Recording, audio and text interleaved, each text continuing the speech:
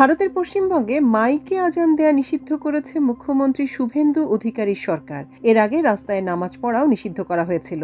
তবে সেক্ষেত্রে বলা হয়, আগে থেকে অনুমতি নেওয়া হলে রাস্তায় নামাজ পড়া যেতে পারে, যদিও তা নিয়মিত করা যাবে না।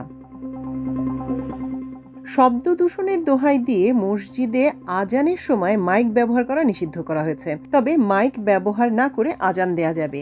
17 মে জারি করা ওই নির্দেশে নামাজের প্রসঙ্গে কিছু বলা হয়নি। তবে এর আগে পশু পরিবহন ও পশু জবাই করা নিয়েও বেশ কিছু বিধিনিষেধ জারি করা হয়। 14 বছরের নিচে কোনো গরু জবাই করা যাবে না বলে ওই নির্দেশনায় উল্লেখ করা হয়েছে। কোরবানি ঈদকে সামনে রেখে ইচ্ছা করেই এসব সংকট তৈরি করা হচ্ছে বলে ধারণা করছেন অনেকেই।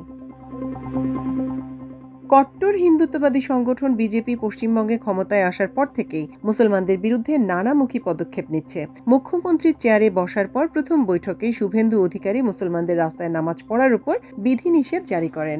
11 মে প্রথমবারের মতো বৈঠকে বসে শুভেন্দু অধিকারীর মন্ত্রিপরিষদ। সেখানেই নেওয়া হয় এ সিদ্ধান্ত। পশ্চিমবঙ্গের রাজনৈতিক পট পরিবর্তনের পর বর্তমান বিজেপি সরকার ক্ষমতায় এসে জারি করছে নানা রকম কড়া নিয়ম। গত 13 মে রাজ্যের মুখ্যমন্ত্রী শুভেন্দু অধিকারীর নেতৃত্বাধীন স্বরাষ্ট্র দপ্তর থেকে একটি জরুরি পাবলিক নোটিশ জারি করা হয়।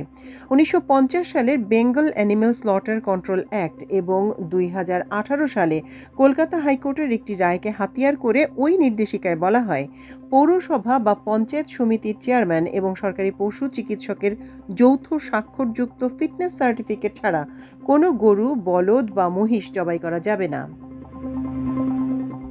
শুধু তাই নয়, এই সার্টিফিকেট কেবল তখনই দেয়া যাবে যখন লিখিতভাবে প্রমাণিত হবে যে পশুর বয়স 14 বছরের বেশি এবং সেটি প্রজনন বা হাল চাষের সম্পূর্ণ অনুপযুক্ত অথবা স্থায়ীভাবে পঙ্গু বা মারাত্মক রোগে আক্রান্ত।